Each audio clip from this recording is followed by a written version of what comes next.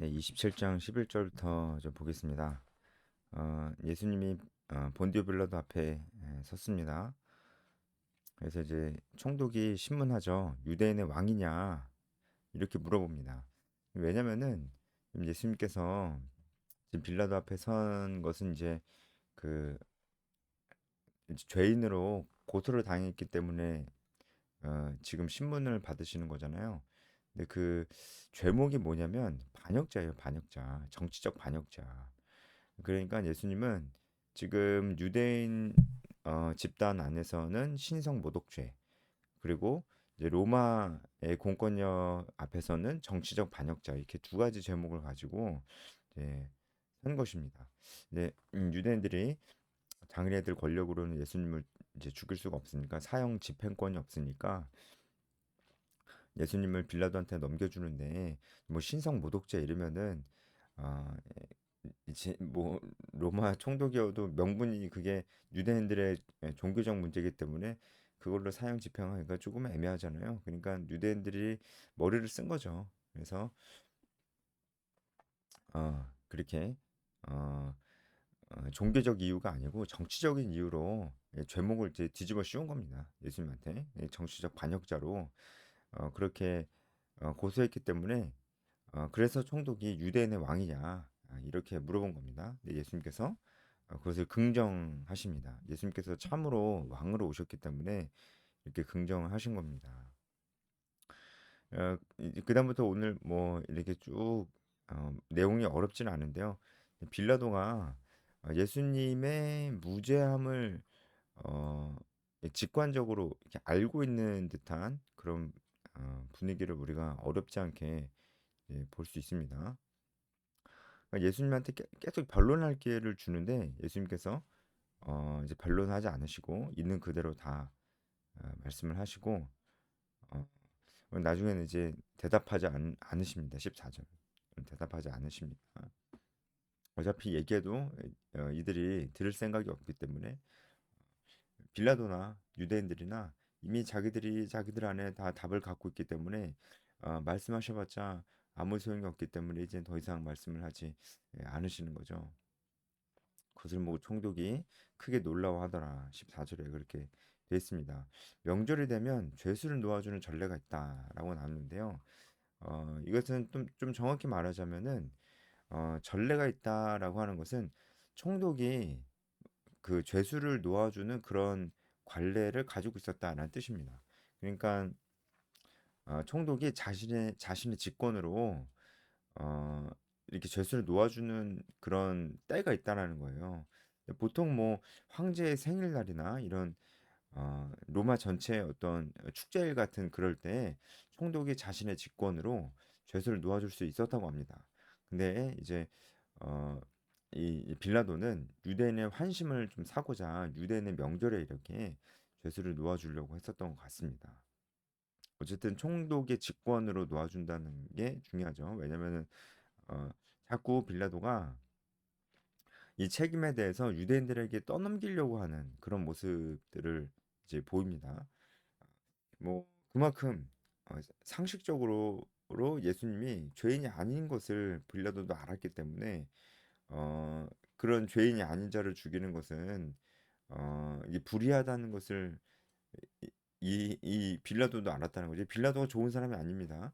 빌라도가 괜히 뭐 예수님의 무죄를 이렇게 좀 옹호해주고 좀 변호해주려고 하는 그런 듯한 모습을 우리가 좀 그런 인상을 좀 받을 수도 있는데, 빌라도는 이제 고대 역사적으로도 그런 인물이 아니고요. 지금도 예수님을 위하는 게 전혀 아닙니다. 지금 빌라도는 유대 지도자들과 이런 알력 다툼을 하고 있고, 밀란이 일어나지 않게 하려고 하는 것이 그의 최종적인 목표지, 진짜 예수님을 보고 예수님을 살리려고 그러는 것은 아닙니다. 그런데 그런 정치적이고 악한 의도와 목적을 가지고 있는 그런 빌라도가 봐도 예수님이 죄가 없는 거예요. 이제 그런 상식과 또 그리고 이제 정치적인 어떤 안정을 깨하고자 하는 정치적인 목적을 갖고 있는 그런 빌라도 자신 안에 있는 정치적인 목적과 지금 빌라도가 그 내면 안에서 좀 갈등이 있는 것을 좀 보여주고 있어요. 하지만 결국은 빌라도는 상식보다는 정치적인 어떤 목적을 이루려고 행동을 하죠. 그래서 자꾸 자신의 특권으로 재수를 이렇게 하는데 어쨌든 뭐 자신의 특권으로 재수를 놓아주는 거긴 하지만 유대인들이 원하는 사람을 재수를 그 원하는 재수를 놓아주긴 했었습니다. 그래도 계속적으로 유대인들에게 어떤 책임을 좀 전가하려고 하는 나중에 손도 씻잖아요. 그런 모습을 봐도 유대인들에게 책임을 전가하려는 그런 모습들을 좀 보이긴 합니다. 근데 어, 유대인들이 바라바를 놓아주자고 합니다. 이는 유명한 죄수였고 누가 먹으면은 이 바라바가 밀란을 일으키고 살인한 자다 이렇게 나타내고 있습니다. 왜 유대인들은 이 바라바를 놓아주자고 했을까? 아마도 어, 예수님 예수님을 죽이고 싶은 마음이 너무 크다 보니까 예수님이 굉장히 악한 사람이다. 그런 것들을 많이 어필하고 예수님이 정말 악한 자다라는 것을 많이 이렇게 빌라도에게도 그렇고 이제 그런 어필하고 싶었던 것 같습니다. 그래서 오히려 바라바가 낫다. 이런 식으로 바라바를 놓아달라고 그렇게 그런 분위기가 있는 것 같습니다. 그래서 빌라도가 다시 한번 재쳐 묻고 어, 바라바를 풀어주고 어, 어, 그 예수를 이제 죽여라 이렇게 그렇게 가죠. 음, 어, 빌라도가 계속적으로 이제 이 상황을 상식적으로 좀 보고 있는데 빌라도가 딱 봐도 유대인들이 예수님을 시기해서 자기에게 죽여달라고 하는구나라는 걸 좀 알 수 있었어요. 18절입니다. 나와 있죠. 어, 빌라도가 재판석에 앉아 있을 때 그의 아내가 사람을 보내어 이 남편 빌라도에게 얘기를 했습니다. 저 옳은 사람에게 아무 상관도 하지 마옵소서. 오늘 꿈에 내가 그 사람으로 인하여 애를 많이 태웠나이다. 물론 이제 꿈 이야기이긴 하지만 아내가 예수님의 무죄함을 좀 어필을 하는 거죠. 물론 이제 근거가 없는 것이지만 빌라도도 예수가 무죄함을 알고 있었습니다. 근데 이제 아내가 어쨌든 꿈꿨다고 하면서 하는 얘기가 어, 빌라도가 좀 다시 한번 생각하게 됐을 수도 있습니다. 하지만 뭐 여러분 아시다시피 빌라도가 그 태도를 바꾸지는 않죠.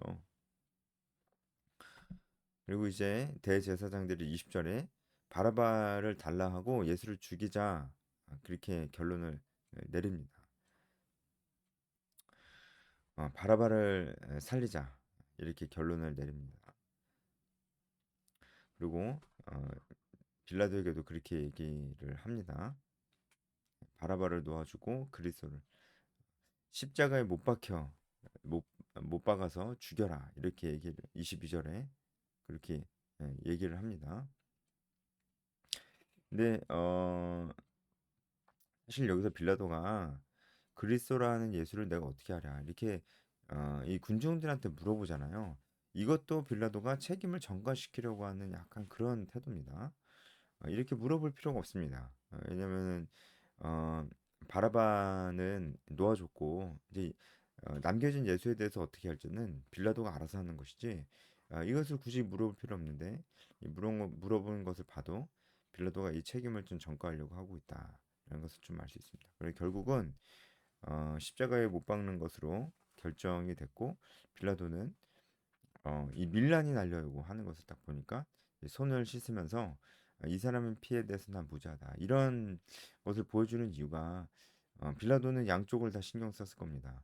예수를 죽이려고 하는 유대인 지도자와 또 그를 따르는 유대인들 지금 이제 유대인 지도자들 대제사장들과 장로들이 무리들을 선동하고 있습니다. 20절에 제가 깜빡하고 그냥 넘어갔는데 20절에 대제사장들과 장로들이 무리를 권하여 이렇게 돼 있죠. 이게 무리들을 선동하는 겁니다.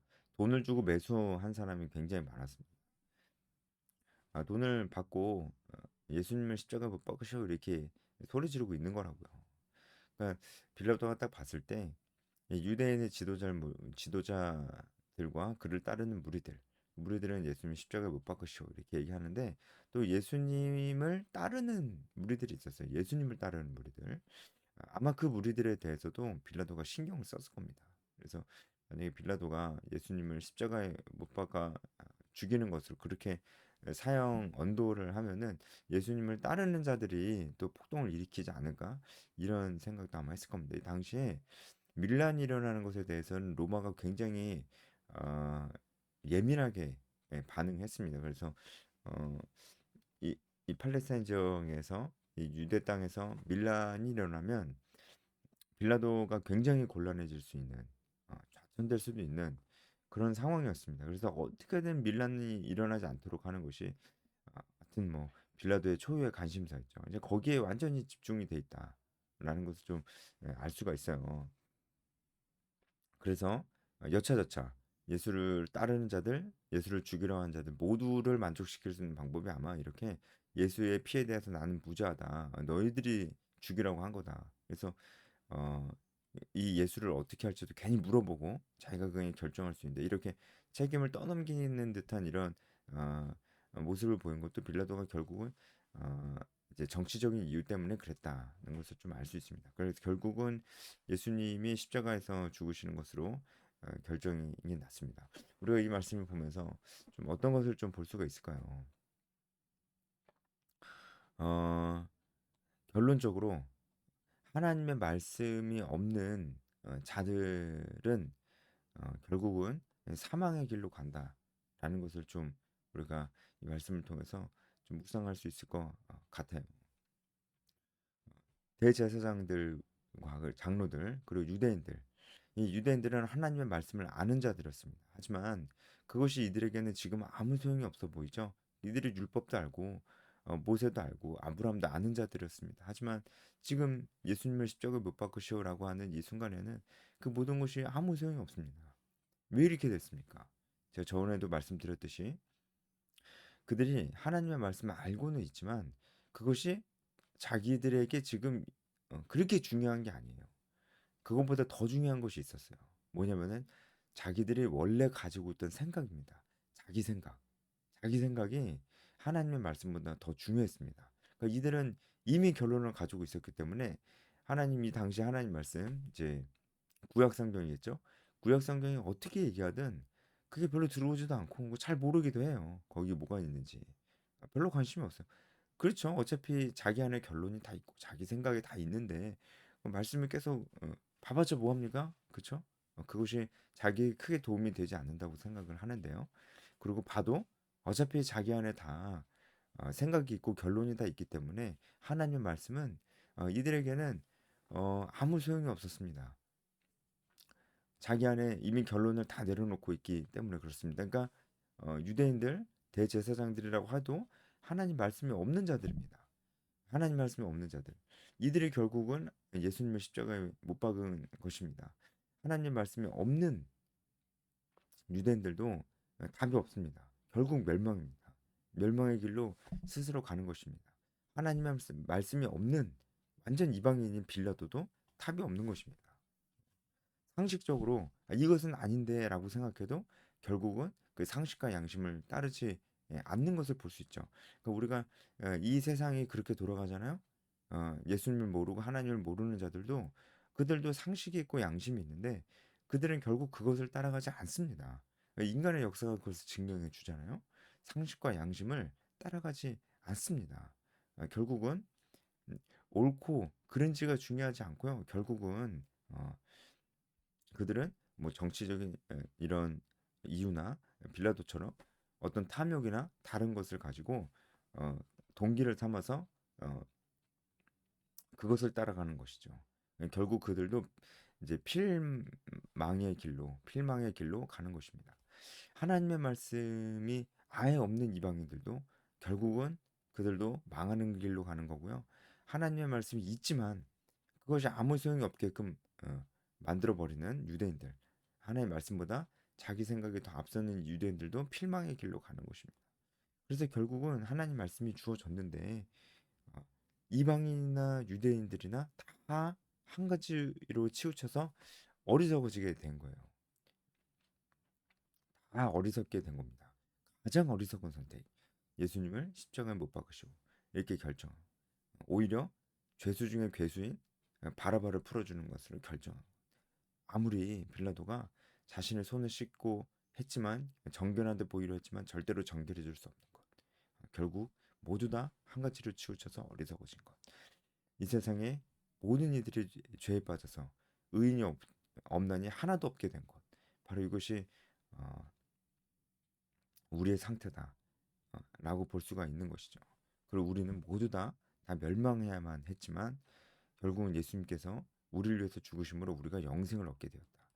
라는 것을 우리가 오늘 말씀을 보면서 알 수가 있을 것입니다. 우리도 우리의 지혜와 경험들이 하나님 말씀보다 앞서지 않는가를 늘 생각해 봐야 될 것입니다. 저도 그런 생각을 정말 해야 되겠다는 생각을 이 말씀 보면서 저도 그렇게 그런 생각하고요. 저도 반성하게 되는 것들이 있습니다. 이것이 얼마나 위험한 것인지를 저도 생각을 해봅니다. 하나님 말씀을 아는 것, 그리고 하나님 말씀 앞에 겸손한 것, 이것이 얼마나 중요한지를 생각해 봅니다. 그렇게 묵상해 보면 좋을 것 같습니다. 여기까지 하겠습니다.